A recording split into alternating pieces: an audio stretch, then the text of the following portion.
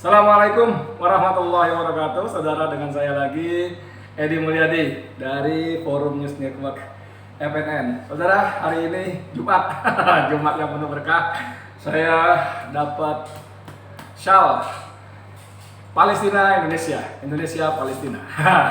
Tadi kita baru saja, saya dengan teman saya, guru saya, senior saya, Ustadz Jainal Mutakin. Ustadz, gimana kabar Ustadz? Alhamdulillah sehat, Bu Edi, sehat. Gini nah ya.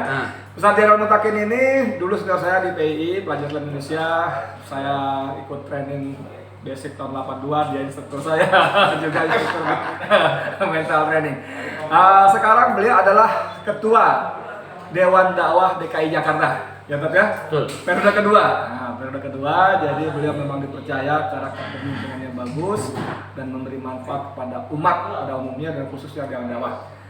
Tadi kita bikin acara atas acara dari kerjasama pelajar keluarga besar pengurus wilayah PII Jakarta dengan Dewan Dakwah DKI Jakarta ya. Kita bikin apa temanya tadi? Lorong Cinta. Lorong cinta Antara Gaza dan Jakarta. Gaza dan Jakarta. Lorong cinta dan kemanusiaan antara Gaza dan Jakarta. Masya Allah, ini digagas oleh Ustadz Jainal Mutakin.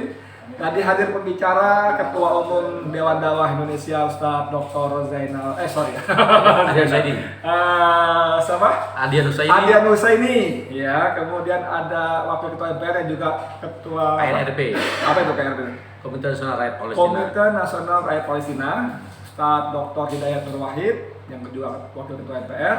Lalu kita juga ada sambutan dari Gubernur DKI Jakarta Anies Baswedan yang menunjukkan keberpihakan dan komitmen yang kuat terhadap Palestina pada kemanusiaan, dan tentu saja beliau salah satu pembicara.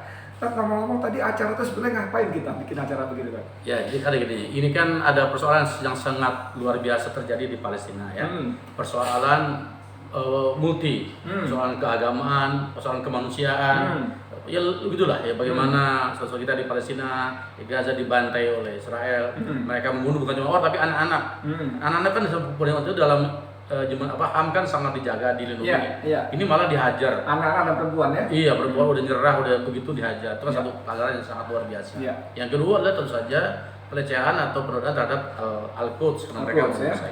Nah, kita melihat bahwa ini peristiwa sangat luar biasa, baik secara kemanusiaan, bahwa secara historik maupun secara keagamaan. Maka Dewan Dakwah dan KBPI Jakarta tadi kerjasama menggagas acara ini. Nah, salah satu selain kita ingin menunjukkan rasa ukhuwah dan juga solidaritas dengan Palestina, yang kedua kita ingin mulai membuat satu tradisi baru, bahwa kota-kota yang dipimpin oleh orang-orang Islam, tokoh-tokoh Islam harus mulai dipersaudarakan. Nah, tapi kan ada misalnya sister city, misalnya Jakarta Sydney, Jakarta apa? Kita mau bikin Jakarta London ya, Jakarta Gaza. Jakarta dipimpin oleh Anies Baswedan yang lahir dari para ulama, Gaza dipimpin oleh Hamas yang juga para pejuang. Nah, kita harapkan dengan acara ini bukan saja kita merekat ukhuwah sesama muslim, terus menggala rasa kemanusiaan dari seluruh manusia. Juga kita ingin mulai merintis sebuah tradisi bahwa antar kota ini walaupun jauh tempatnya, beda lokasinya, benuanya, tapi satu yang sama, satu rasa, satu cinta kita bersama. Oke, Ustadz, sebelum ngomong panjang lebar, jadi nanti kalau Ustadz bicara kesana aja. Nggak apa-apa. Oke, itu tadi sudah kita tangkap kenapa spirit seperti itu. Sebetulnya kalau ada orang mengatakan, ngapain sih kita repot-repot sibuk dengan Palestina? Kan maksudnya jauh gitu loh. Sedangkan Indonesia itu kan juga banyak problem macam-macam nih. Gimana? Ngapain kita sibuk-sibuk gitu? Kalau yang begitu tuh kita bisa bilang begini nih. Ini orang yaitu imaku bikinnya budak, imam matanya picek. Kenapa? Oh iya, karena orang hidup tuh tidak bisa sendirian. Emang bisa Indonesia sendirian? Iya kan? Dulu kita merdeka, ya kan? Kita butuh dukungan internasional, butuh dukungan Palestina, butuh Mesir, macam-macam, India dan seterusnya. Jadi satu itu. Yang kedua, secara fitrah, ya, secara naluri, hidup itu harus bersama-sama. Ini kan kita di dunia satu bulat nih. Terus berbeda agama, berbeda bangsa, berbeda suku, macam-macam, tapi kita satu saudara, ummatan wahidah. Nah, jadi kalau ada orang pikir begitu, itu coba deh, apakah dia budak, kagak pernah dengar ada orang lain, apa dia picek melihat ada orang lain, atau mungkin dia orang serakah. Maunya enak sendiri, udah sendiri. Banyak problem di Indonesia, tidak berarti kita abai terhadap kewajiban kita. Mereka kita punya konstitusi. Konstitusi kita mengajarkan bahwa ikut menjaga ketertiban dunia. Jadi itu kewajiban kita gitu. Ya itu sih orang-orang yang katakanlah memang orang-orang yang udah jenderal-jenderal tua, yang nggak punya apa-apa, udah kehilangan panggung, pengen jadi apa? Jadi muncul lagi ya. Muncul lagi biasalah. Tapi yang begini-gini memang kita prihatin juga, ada jenderal tua, profesor tua kan yang bisa kebelikan kayak gitu. Cuman kalau kita lihat di media sosial kita, anak-anak muda juga aduh bikin TikTok, bantai Palestina, aduh astagfirullahaladzim. Ini apa yang terjadi dengan anak-anak muda kita saja? Tapi sebenarnya ini kalau kita sebenarnya juga harus kita lihat di sisi lain ya. Jadi kan Quran udah mengatakan dunia ini tidak linier, tidak satu warna, dia bermacam-macam. Kalau kata Allah mengatakan Allah ingin memisahkan mana yang khabith, jelek, mana yang baik. Nah sekarang kasus Palestina ini memunculkan siapa orang yang sebenarnya adalah penjahat, orang yang sebenarnya culas, orang yang sebenarnya adalah punya hati nurani. Nah, jadi diayak ya, misalnya kayak Bin Laden, artis keren, Mark Ruffalo di Amerika keren, tapi dia manusia, punya hati nurani, maka dia masih jelas. Tapi ada orang yang seolah-olah suci, kapannya keren, tapi sebenarnya dia adalah beringas buas gitu ya, tidak punya nilai kemanusiaan gitu. Ya kan orang tidak seorang dibantai anak-anak, katakanlah anak-anak kalaupun perang segala macam itu harus dijaga, harus dilindungi, nggak boleh begitu caranya lah istilahnya. Nah itu orang-orang tadi berarti buta, budak ya. Nah, iya, nggak mau lihat. Kata orang Betawi namanya kalau nggak picek budak. Picek malah. Iya. Tapi memang ada profesor kita ini, sebut saja namanya Abdul Mahmud Hendro Priyono, lebih dikenal dengan AM Hendro Priyono, gembong lagi jadinya. Tokoh ya, intelijen di Indonesia yang memprihatinkan. Dia mengatakan bahwa orang-orang yang menggebu-gebu membela Pancasila itu pengkhianat NKRI karena dia terpapar ideologi khilafah gitu loh, yang bisa memecah belah, menghancurkan NKRI ini. Gimana nih kalau yang model begini? Tanya dulu, dia orang Islam bukan? Dia kan dulu sekolah belajar Islam. Semua buku pelajaran agama menyebut namanya Khulafaur Rasyidin. Iya kan? Nabi juga mengatakan atas kamu wajib ikut sunnahku, sunnah Khulafaur Rasyidin. Jadi apa yang mesti ditakuti? Khilafah sebagai konsep politik mungkin ala HTI itu berbeda dengan khilafah konsep kita. Bagi kita adalah khalifah fil ard, Allah yang bilang kan gitu. Jadi ya gini lah, susah kita ngomong sama orang yang kagak ngaji, susah ya. Kalau kita mau ngomong tuh orang yang kan bisa punya bacaan yang sama, baru kita bisa banding ya kan. Kalau yang satu kagak baca kan susah kita urusannya, tapi itu haknya dia lah ya, mau ngomong apa kayak urusan dia, karena nanti setiap kita akan diminta oleh Allah tanggung jawab di hari kiamat. Yang kita omongin, yang kita lakuin Allah akan minta tanggung jawab. Iya, sebetulnya lucu juga karena presiden kita zaman Soekarno, Soeharto dan seterusnya itu selalu berpihak yang nyata dengan kepada Palestina ya. Dan Palestina itu berkali-kali juga menyatakan terima kasih atas keberpihakan Indonesia terhadap Palestina. Cuma saat ini masih soal keberpihakan ini ada yang inkonsisten kita. Bermuka dua. Bayangkan ketika rakyatnya gempita membela Palestina, ketika presidennya berpidato membela Palestina, tiba-tiba delegasi Indonesia di PBB tanggal 18 Mei kemarin ketika ada resolusi pemungutan suara tentang pencegahan genosida, pencegahan terhadap kejahatan perang, kejahatan kemanusiaan, Indonesia menolak resolusi itu bersama 14 negara lain termasuk Cina dan Korea Utara. Ada 15 negara lain yang selebihnya abstain dan mayoritas adalah yes, setuju. Ini kenapa Indonesia jadi seperti ini nih? Ya, jadi kira-kira begini. Ini kan sekarang ini di era sekarang ini rezimnya gado-gado. Semua orang masuk. Dengan berbagai kepentingan, dengan berbagai urusannya. Saya kira memang kita harus melihatnya secara lebih jernih juga, ya. Tidak ada yang seragam, tidak ada yang homogen. Walaupun mestinya kalau dia bicara negara itu harus mewakili ideologi negara dong. Mesin negara nggak boleh begitu. Tapi kan biasalah itu di mana-mana ada yang kayak begitu. Itu buat kita catatan. Orang-orang itu berarti orang yang tidak bisa dipercaya untuk mewakili negara kan gitu. Iya kan? Masa dia punya pendapat kalau itu betul bertentangan dengan sikap bangsa, sikap negara, kagak boleh begitu dong. Dan 15 negara itu antara jelas Korea Utara, Cina itu komunis ya. Lalu ada Venezuela komunis. Lalu ada Angola, Zimbabwe yang ini sudah di bawah kendali RRI Cina. Nah, ini kan menunjukkan jangan-jangan kalau Zimbabwe, Angola bersikap no, kita bisa paham karena mereka udah full kendali Cina. Nah, kalau Indonesia juga no, pertanyaannya jadi apa benar nih Indonesia juga dalam kendali Cina ini gimana? Ya, kalau saya kira gini lah ya. Kita nggak usah terjauh aja, kita usah kemarin ya. Coba kan orang dengan kacamata ngelihat kita dilarang mudik, alasannya buat mencegah COVID-19 kan gitu ya, disekat, gitu terbalik. Lah orang Cina datang enak aja. Emang COVID di mana sumbernya?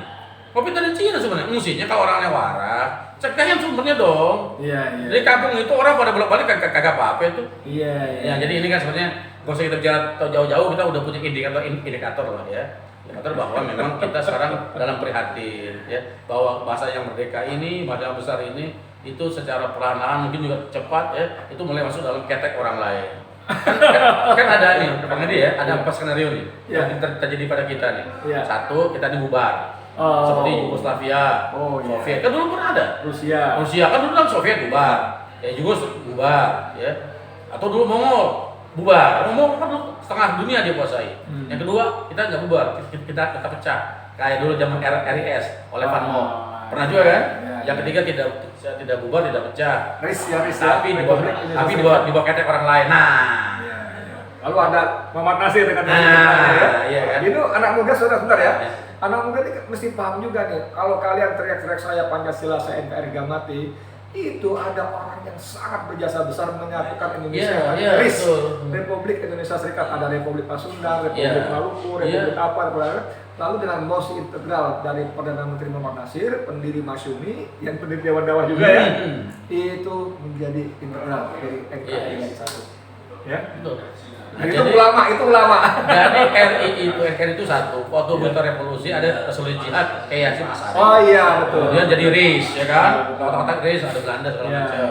Nah, Pak Nasir tahun 4 April bikin mosi integral tahun 50. Ya, jadi NKRI. Jadi NKRI yang pertama 45 sampai 50. NKRI yang kedua 50 kan jasa ulama. Celakanya dua tokoh ini enggak masuk dalam buku pendidikan nasional. Kacau. Sejarah enggak ada. Kamu sejarah Indonesia kacau ini. Orang paling berjasa nggak ada. Sementara orang-orang komunis ada. Kacau. Gitu. Nah makanya saya kira kita harus belajar banyak ya. Nah tadi kan saya bilang 1 bubar, 2 pecah kayak RIS, ketiga udah ketek orang lain. Kayak Zimbabwe tadi, kayak macam-macam Angola. Nah, itu kan kita semua pesimistik. Pikir kita udah kagak boleh pesimis, kita mesti optimis. Yang keempat, Indonesia besar, maju, berjaya. Amin. Gimana dengan berjaya begitu? Caranya Pak Edi gampang. Pilih pemimpin yang baik. Imamun adilun. Karena dari 7 golongan yang semuanya orang-orang baik, nanti dari kiamat dapat Allah dapat naungan dari Allah. Yang pertama ada imamun adilun. Nah, ini justru persoalan kita seringkali apa yang begini. Ngomong-ngomong soal imam yang adil, kira-kira imam sekarang ini adil nggak? Jangan. Saya kira gila. Saya kira kita sudah bisa menilai sendiri lah ya. Bisa kita bisa lihat Habib Rizik ya kan dipidanakan karena melanggar prokes. Lah beliau kan melanggar prokes. Tapi kok nggak diapain? Iya, itu Refli Harun waktu sebagai saksi ahli persidangan Habib Rizik mengatakan debat dengan jaksa yakin bahwa kerumunan itu adalah kejahatan, maka oke, kalau gitu kata Refli, majelis hakim harus mengadili semua orang Indonesia karena mereka banyak yang membuat kerumunan gitu kan. Kalau tidak berarti memang tapi gini Bang Edi, barangkali begini, barangkali ada perjanjian antara corona dengan pejabat. Kalau pejabat itu punya obat anti corona kebal. Ada MOU-nya. Ada MOU. Corona dan presiden, kali begitu. Nah, kalau juga saat kita ini. Sebagai penutup dari banyak masalah yang terjadi di negeri ini tadi ya. Bahwa satu hal si profesor tadi memang betul, Indonesia banyak masalah ya kan, hukum tajam ke bawah, tajam kepada oposan ya kan, tumpul ke atas, tumpul lemah lumai kepada istana dan gerombolannya, lalu ketidakadilan, lalu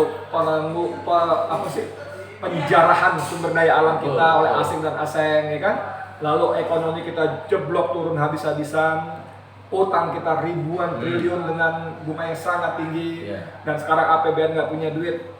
Menteri Keuangan terbalik dunia mencoba menaikkan PPN. Ini ada solusi nggak dari berbagai macam persoalan bangsa yang ruwet ini? Ini sebenarnya gini, jadi kita ini adalah surga. Orang Arab itu kalau kesini bilang adil jannah. Kenapa? Dari Bandara Suta sampai Bogor aja berapa ribu pohon, berapa banyak sungai, curug, situ dan lain sebagainya. Di Arab nggak ada tuh. Mekah Madinah 5 jam karena gunung pasir sama batu. Ya. Nah, dan sudah kaya. Yang kurang adalah namanya akhlakul karim. Itu kalau dalam bahasa manajemen namanya itu good governance.